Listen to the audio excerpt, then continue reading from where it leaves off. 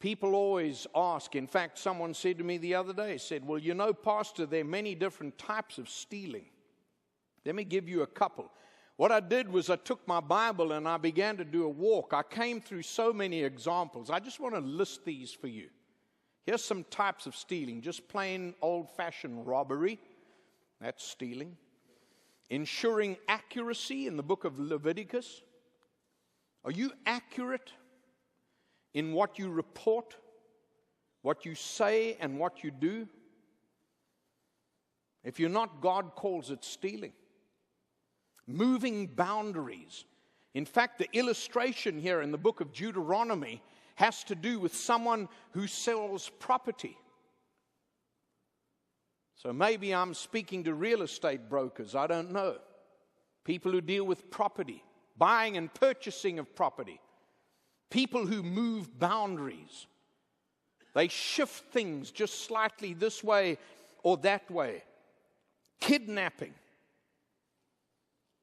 One of the greatest tragedies we have in our world today is this issue of kidnapping and the slave trade.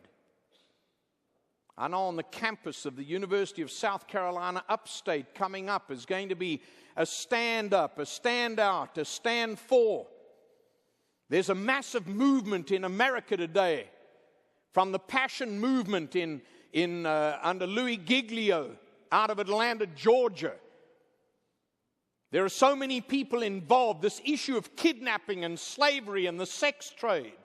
That's what God's word's talking about. This flies in the face of a holy and a righteous God. Robbing the elderly. I don't want to personalize these things, but God speaks about the elderly. The elderly have a very special place in God's economy. The Bible talks about robbing older people. You just think about America today, the number of phone calls that come into the homes of our elderly and how prone and vulnerable they are.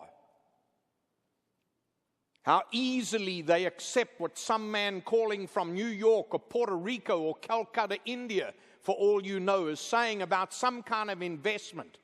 Our elderly today are talking about, oh, you need to invest in this and you need to invest in that. And I've got this book that proves it. God speaks about that in terms of robbery. Thou shalt not steal. Talking about the vulnerable and the weak. Cutting corners is robbery. It's stealing in God's sight. A corner cutter is a person who's been around and who knows the system and cuts corners to get to places. Comes in a little bit late, leaves a little bit early because after all, nobody's going to know. It deals with the quality of the heart, dereliction of duty. Duty is an incredible thing. Man, if I want to talk about duty, just let me get the scouts up here today. They'll teach us more about duty than you can possibly imagine. Duty is a marvelous trait.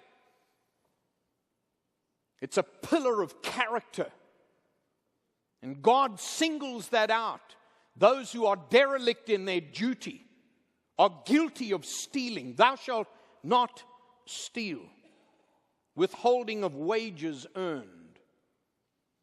If you're in a position to be paying other people and to be supporting other people, or people work for you and you are withholding earned wages, you are guilty of a violation of this commandment.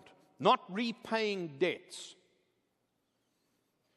How many today would say before the Lord, I borrowed money and I never paid it back?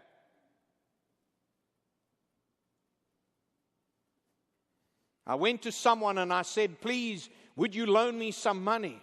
And they did, and when they loaned it to me, I didn't pay them back. Or you were given a scholarship by an organization or a university or a church. And it was a grant, not a scholarship, and you were told that part of the deal was to pay it back, and you never did. Or you bought something in the store, and you failed to pay your dues. God speaks about that. That's in the Bible. Thou shalt not steal.